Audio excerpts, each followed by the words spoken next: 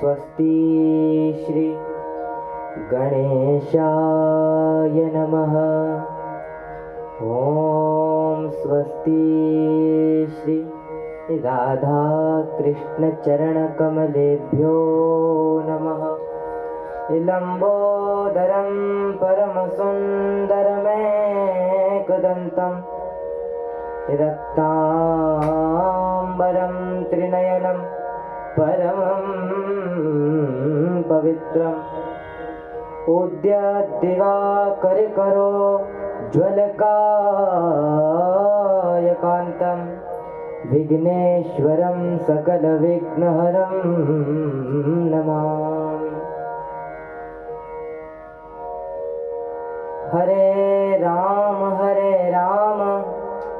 राम राम हरे हरे, हरे कृष्ण कृष्ण कृष्ण हरे हरे। परम परात्पर अखिलेश्वर अकारण करुणा वरुणालय भक्ति वांशा कल्पतरु पीतांबरधारी श्री मोर मुकुट बंसी वाले के चरणों में मेरा बारंबार प्रणाम।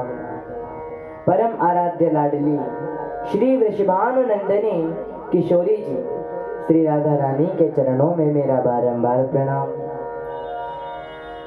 YouTube चैनल के माध्यम कथा श्रवण कर रहे सभी भगवत भक्तों को, कथा प्रेमियों को दास का जय जय श्री राधे श्याम।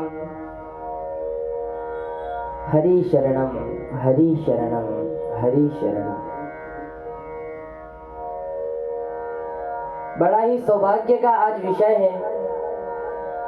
आज हम सभी श्री अष्टावक्र जी महाराज के बारे में श्रवण कर रहे हैं। एक बहुत सुंदर दृष्टांत है अष्टावक्र जी का।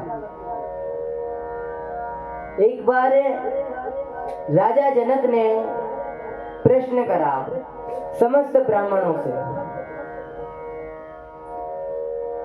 परमात्मा करते क्या है, खाते क्या है और रहते कहाँ हैं।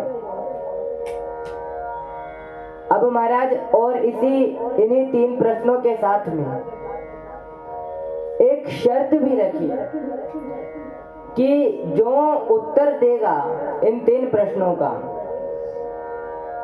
उनके घर तो हीरे जवाहरातों से भर देंगे, मुंह मांगी रकम देंगे, मगर जो उत्तर देने में असमर्थ रहेगा उसे कैद खाने में डाल देंगे, अर्थात जेल में डाल देंगे।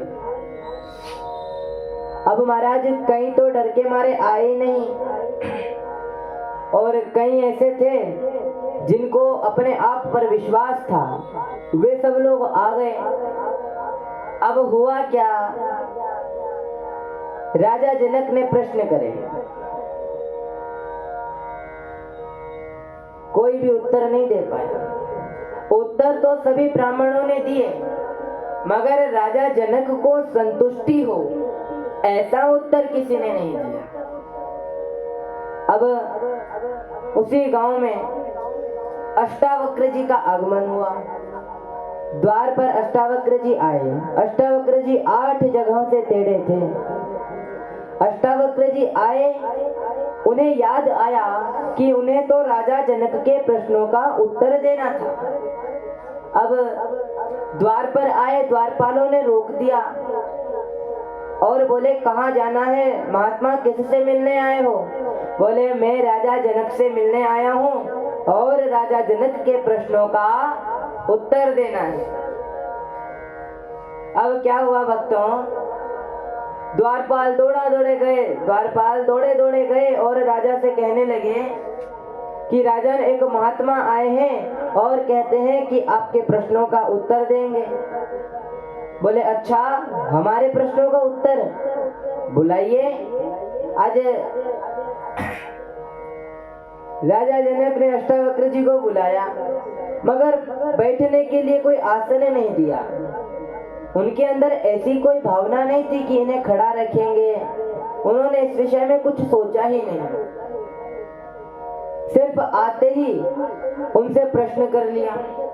अब महाराज राजा जनक तो बन-ठन के एकदम राज सिंहासन पर बैठे हैं, लेकिन अष्टावक्र जी इतने बड़े महात्मा वो खड़े हैं और प्रश्न करने लग गए, परमात्मा करते क्या है, खाते क्या है और रहते कहाँ हैं।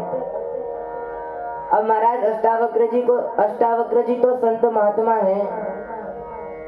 अष्टावक्र जी बोले, अरे राजन, ये क्या करते हो, प्रश्न कर रहे हो। राजन, तुम्हें तो प्रश्न ही करना नहीं आता। अरे संतों के चरणों में, ब्राह्मणों के चरणों में निवेदन करा जाता है और तुम तो राज सिंहासन पर बैठकर प्रश्न कर रहे हो। अरे पहले भाई बैठने के लिए स्थान तो दो।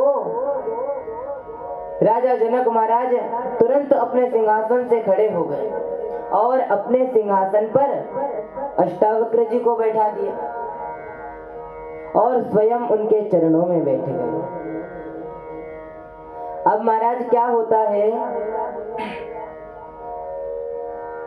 अष्टावक्र जी प्रश्नों का उत्तर देते हैं। देखो राजन, तुम्हारा पहला प्रश्न क्या था, परमात्मा करते क्या है। परमात्मा तो कब राजा को रंक और रंक को राजा बना दे, यह परमात्मा का कार्य है। अरे तुम ही देखो प्रमाण के साथ में, ऐसे नहीं कि कैसे ही उत्तर दे दिए, नहीं, प्रमाण के साथ में। देखो अभी कुछ क्षण पहले मैं कहाँ खड़ा था और तुम कहाँ विराजमान थे। अब स्थिति वही है मगर पात्र अलग अलग हो गए। अब जहाँ मैं था वहाँ तुम आ गए और जहाँ तुम थे वहाँ मैं आ गया। यह परमात्मा का कार्य है। अब महाराज क्या होता, दूसरे प्रश्न का उत्तर, परमात्मा खाते क्या है। बोले परमात्मा तो अभिमानियों का अभिमान खाते हैं। तीसरा प्रश्न हुआ कि अब रहते कहाँ है परमात्मा। बोले परमात्मा कण कण में व्यापक है, जल में है, थल में है, व्याप्त नवमंडल में। अरे जगह जगह जहाँ देखो वहाँ परमात्मा है। यहाँ नारायण और वहाँ नारायण, जहाँ देखो वहाँ नारायण नारायण। अरे तुम जहाँ देखोगे ना वहीं नारायण ही नारायण दिखेंगे। बोले नहीं, कोई एक ऐसी जगह बताओ जहाँ पर मैं परमात्मा को ढूंढूं तो मिल जाए। बोले राजन, तुम जहाँ देखोगे वही नारायण है। अरे ऐसी कोई जगह नहीं जहाँ परमात्मा का एक निजी स्थान हो। परमात्मा तो जगह जगह पर विराजमान है, कण कण में व्यापक है। तुम्हारे अंदर भी परमात्मा का वास है। बोले तो दिखते क्यों नहीं। वो दिखते इसलिए नहीं है क्योंकि तुम तप नहीं करते। अरे तुम तप करो। अच्छा यह बताओ, नमक है, नमक को पानी में घोल देंगे तो क्या उसके अंदर नमक दिखेगा? दिखेगा नहीं, मगर नमक तो है ना।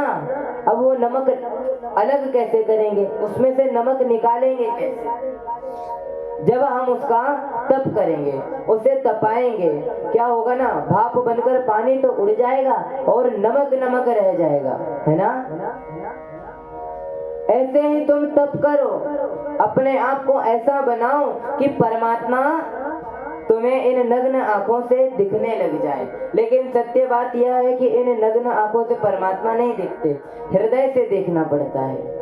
जो हृदय की आंख से परमात्मा को देखेगा, परमात्मा साक्षात्कार उसे अवश्य ही करेंगे। प्रेम से कहिए श्री राधे राधे।